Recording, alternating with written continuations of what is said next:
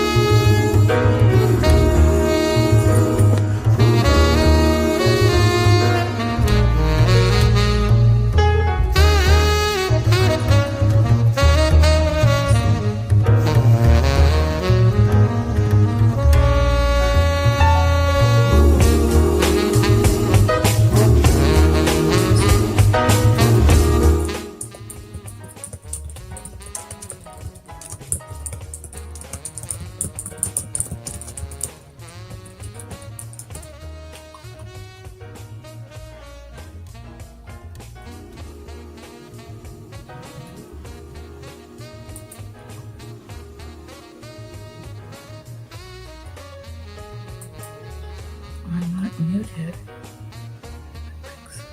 Oh, no.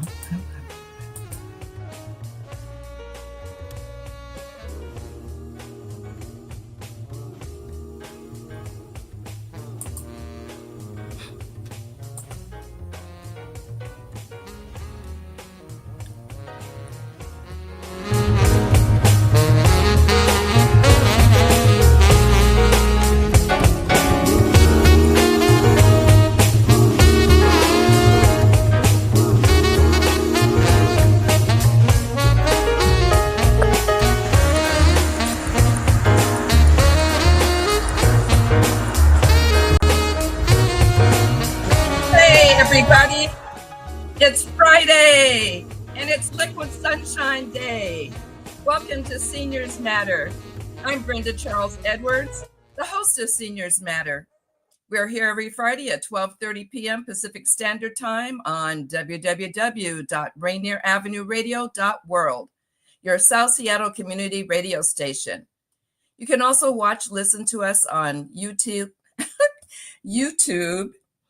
Facebook, and of course, the Rainier Avenue Radio app. Oh gosh, we feature interviews with people that provide services or have valuable information for seniors, their families, and of course, the community. Do you need financial documents notarized? Are you a person that needs documents read to you for clarity or completion? Just give me a call at Black Orchid Notary, 206-683-2636. Tell me where, I'll meet you there. I'm so excited today. So many people have been talking to me about Social Security and what's going on with it. So I decided to reach out to a friend of mine, Cathy MacCaul, who is the Advocacy Director for AARP Washington. This is the expert. She has all the knowledge. Welcome to the show, Cathy. How are you? Hi, Brenda. As always, so great to see you and great to be on the show. I know she's there. I'm here. I don't see you, Cathy, and I don't hear. Can you hear me? I'm here. Oh, so there's a little thing that popped up and says that there's trouble connecting. I don't think I am because I heard the music. And so I see the little twirly thing going at Cathy's computer. So I'll just tell you a little bit about Cathy. She's been the AARP Washington Advocacy Director for a very long time. I've worked with her on a couple projects, traveled down to Olympia to talk to legislatures, and she is just on fire. Now they're saying Cathy is fine, and it's me? Oh. If I talk, Daniel can hear. If I talk. Go ahead, Cathy. Start talking. Hi, Brenda. Tell us about so we are, Social Security. AARP is working quite a bit on Social Security. We have a series of events that have been taking place over the last week. August 14th was the 90th anniversary of Social Security. So for 90 years, Social Security has not missed a payment.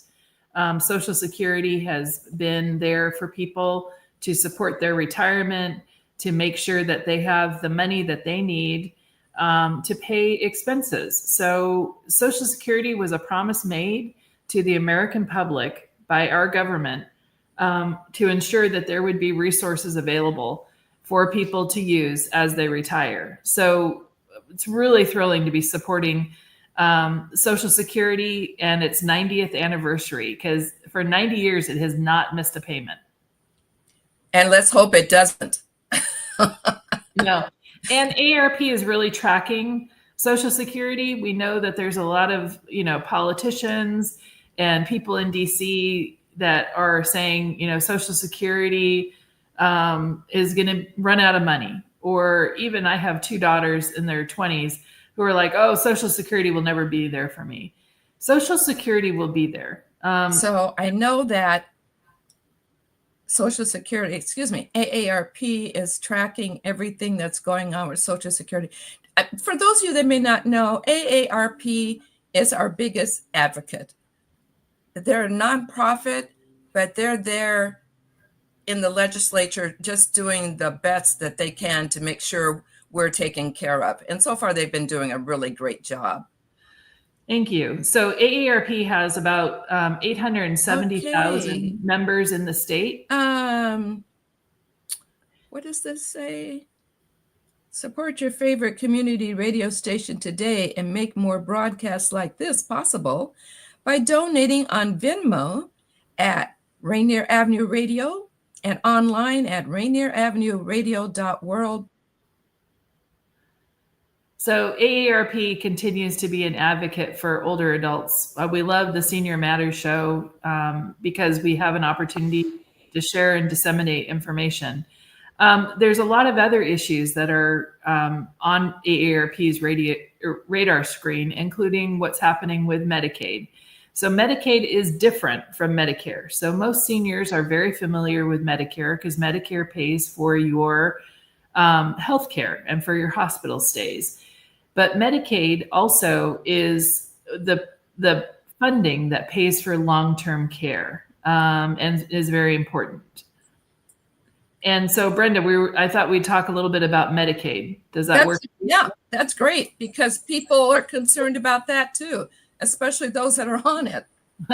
So there is Medicaid funding that is used a variety of different ways. So right now, there's a lot of conversation that Medicaid is being cut. There was a bill called the Big Beautiful Bill. Oh, yes. It's also known as HR 1.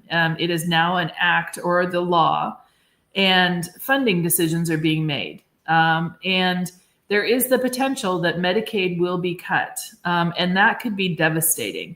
It's devastating to people who are 50 to 64 who might have insurance on the health plan finder here in Washington State, because a lot of those plans are subsidized so that it's a lower cost for individuals to buy healthcare insurance. The other area that AARP is really watching is individuals who might need long-term care. So long-term care is paid for by Medicaid. A lot of people think it's Medicare. Medicare does not pay for long-term care. It is Medicaid.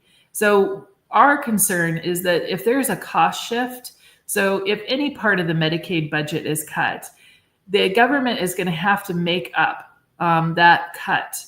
And we're concerned that in order to pay for other programs under Medicaid that also are critical and crucial, like caring for children and infants and pregnant women, that's equally as important as providing long-term care to older adults. So we want to be tracking and watching these solutions as they roll out and provide guidance and counseling to state government, to the federal government, to the organizations and agencies that administer these programs, to make sure they are still keeping in mind, just as this program is called, that seniors matter in these decisions. So, and that the population is continuing to age at a faster and faster pace. And more individuals, especially older adults, rely on Medicaid for healthcare insurance, but more importantly for long-term care. Absolutely, Cathy. And I don't know what can we do, as the general public. So I think it's really important for people to stay informed and educated. Also, when Medicare open enrollment starts in the fall, so starts in just a few weeks, a month or so, is to really look at all of your statements, all of your information. Look at your rates that you're paying. The Office of the Insurance Commissioner just announced that there will be an increase to healthcare insurance. You really need to take a look and make sure that you are aware of those increases, and that you can also shop for other plans or policies.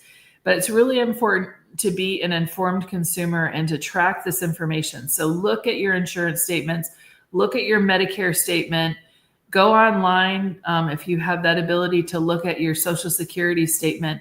But again, be informed, know what you have in terms of your resources and where there's going to be changes. AARP is also going to continue to help educate and inform the public. We are planning on hosting a teletown hall and some workshops related to Medicare open enrollment, so that we can also, again, provide unbiased, nonpartisan information to help individuals enroll in Medicare and or check their insurance. Because with these Medicaid cuts, it could be, problematic for those individuals that have relied on subsidies, especially in the Washington Health Plan Finder for their healthcare insurance. Absolutely. Geez, Cathy, I mean, this is so crucial to our everyday lives. And I just hope people are taking serious about this big, beautiful bill. Well, and exactly, because a lot of people, I hear, people say to me all the time, well, it doesn't matter to me because I'm not on Medicare, I'm not on Medicaid, I don't, it doesn't impact me. Well, it actually does. So Medicaid is also the largest single payer to our hospitals. So just imagine this. Imagine that you're painting a wall in your house, you're on a footstool, and you slip and you fall and you twist your ankle and it's pretty bad. Well, you decide to go into the emergency room. You've always gone there for, a quick check to make sure nothing is broken, to get, maybe an ACE bandage or something, but to check and to make sure it's okay. Well, let's say with these cuts that because there's a substantial reduction in Medicaid funding, that your wait in that emergency room used to be maybe a half an hour, 45 minutes. Right. Now it could be upwards to 4 or 5 hours for you just to get an x-ray of your ankle. Because why? because the hospital does not have the funding they need to maintain the staff to help provide the service. They might also have to reduce the number of rooms or beds that they have available. They might have to close facilities in your area in order to consolidate operations and save the hospital system money. So just because you might not be on Medicaid, it's still going to impact everyone. The Medicaid cuts, you're going to see it in your own insurance rates increases because, again, the insurance industry bases their rates on the risk pool and how many people are in the pool and how many people in the pool in the buyer group. But how many people have higher risk and higher need? And so if you are pushing people off of Medicaid and they don't have any other health insurance, they're going to have to come back into the private market, pay the premiums, and they are going to have probably higher levels of chronic illnesses or chronic issues that they need to have addressed, which are more expensive, which requires them to raise the rates to pay for that coverage.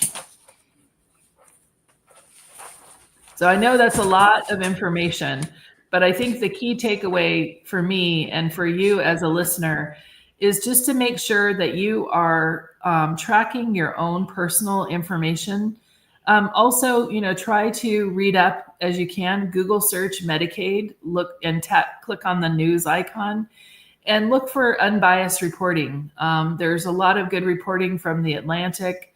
There's good information from the Associated Press, CNN. There's good information with Kaiser Family Foundation. Kaiser Family Foundation they're also known as KFF. They also produce some great reports and great information that they are not a media outlet, but they are incredibly smart in journal articles on a variety of topics. So stay informed on these issues. So Cathy, can we talk a little bit about unpaid family caregivers? Sure. So I know you're one, I'm one. So, being a family caregiver, I care for my 87, almost 88-year-old mother who has vascular dementia and Alzheimer's. And she is, she's doing great. She can live, she can still eat on her own, go to the bathroom, take a shower, get dressed. But some days she can't remember my name and she can't remember if she's taken her medication, or worse yet, she takes medication twice, because she has forgotten what the day is of the week. And so now we have to have, basically a individual that's helping out more frequently and more often because I couldn't be there and she was taking medication that she shouldn't be. And we have to hide her pills now. She lives in her own home. She also forgets to eat. I don't know how anyone can forget to eat, but I hear you. She forgets to eat, or she eats things that are not as healthy. So she would rather eat donuts and cookies and cake than eat, a piece of chicken and some broccoli. Right. So it's really important for us. And then also just making sure she's getting to her doctor's appointments. And it was taking its toll on me physically, emotionally, mentally. Being a family caregiver is one of the hardest jobs ever. And an unpaid one at that. Yeah, exactly. Yeah. And, I was thinking about all the insurance I pay on my car, all the travel and trips that I make to, drive up. I live about 30 minutes away from her doctor. So we have to drive, and there's a whole bunch of other factors of just our time, just the energy, and it's a lot. It is exhausting. And I know, Brenda, you have an incredible network of friends and family and community partners, and you also know all the resources available. But I think it's really important, if you find yourself as a family caregiver, reach out to the Area Agency on Aging. They have tremendous resources. There's also Community Living Connections. I have used them, and now my mom goes to a music and art group one day a week, which is a big deal because it gives her a chance to be with other people. It gives me, more free time. And it, gives her, she comes back and she's made something or, a little art piece, and she's proud of herself, and that's fun. But they also have respite care. I'm also part of a dementia support group that we meet every Monday. We talk virtually. It started out with about 10, 15 people, and now it's up to like 60. And we have to break up into different groups, but it's a support network. And so I get to share all the crazy things that my mom does, and I find that I'm not alone. And it makes me feel a lot better mentally, that I know I'm not the only one that's going through this. So Cathy, what did you say the first one was? The Area Agency on Aging. Yeah. Or in Seattle, King County, it's called Aging and Disability Services. Okay. And Aging and Disability Services, or the Area Agency on Aging, is just a tremendous resource. You can call them and they will actually set you up as a case and help you as a family caregiver find resources. I've had friends use them for their parents to help mow their yard. To find somebody to mow their yard, or there was siding that was falling down. They found a construction person to help them do some repairs on their house. They also help with Meals on Wheels. You have to income qualify for Meals on Wheels. My mom was a school teacher down in Los Angeles, and so she has a pension. So she doesn't qualify necessarily for Meals on Wheels, but it's challenging because we're in that middle income, and a lot of people are middle income. They have a pension or savings or Social Security, and they're struggling, and it's hard. If you have a lot of money, it's great. If you don't have any money and you're poor or low income, there's tons of resources paid for by the state government. But if you income qualify too high, and so that's one of the things that I love about AARP is we're really looking at the whole continuum of where you are economically. It doesn't matter. And we have a lot of resources also on our website. You can go to AARP and look up AARP Family Caregiver or Caregiving. And we have tons of resources and materials that you can order, printed materials that you can read, how to plan financially, how to, how to handle changing behaviors with dementia, activities for older adults, the importance of exercise. There's tons of information and resources out there. So again, working for AARP, being a family caregiver, I know all the resources there are available. It is still hard. And as Brenda said, being unpaid, it's really, really hard, but we do it out of our hearts and our soul because it's the right thing to do. And these are our parents. In my case, it's my mom, and she cared for me.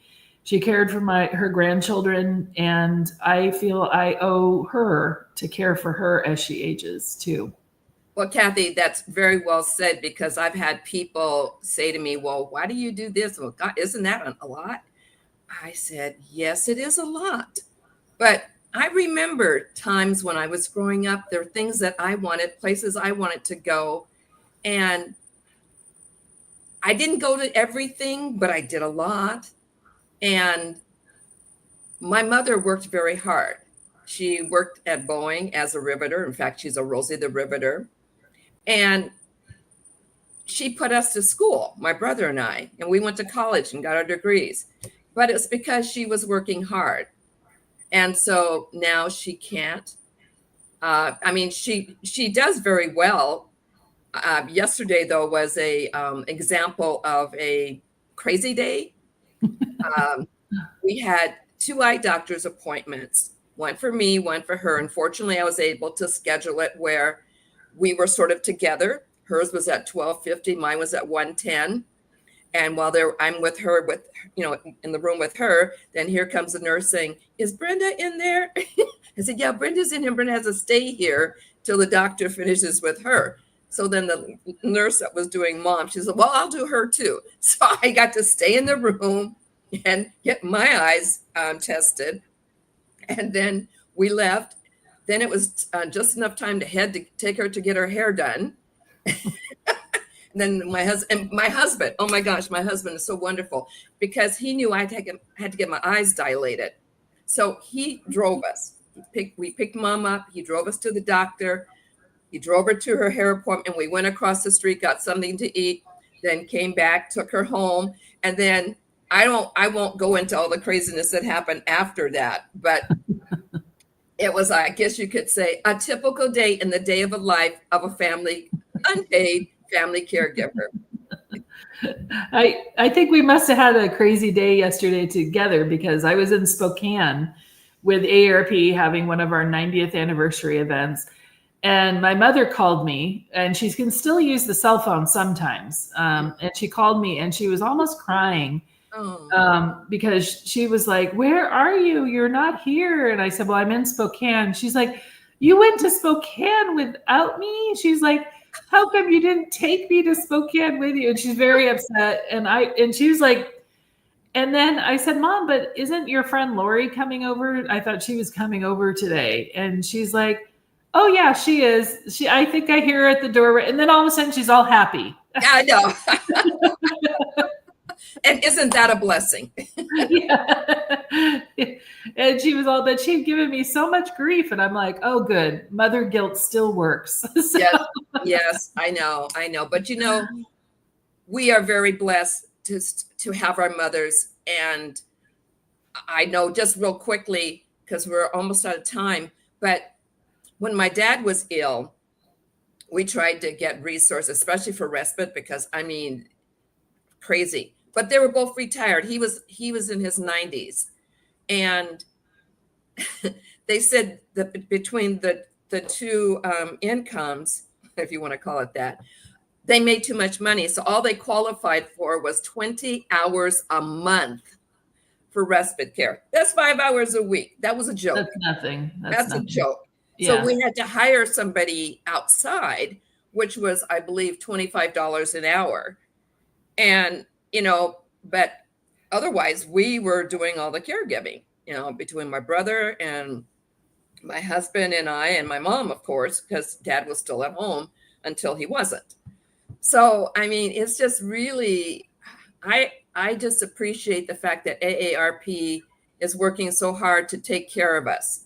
And by the way, Cathy, do you know the stats on how many unpaid caregivers there are?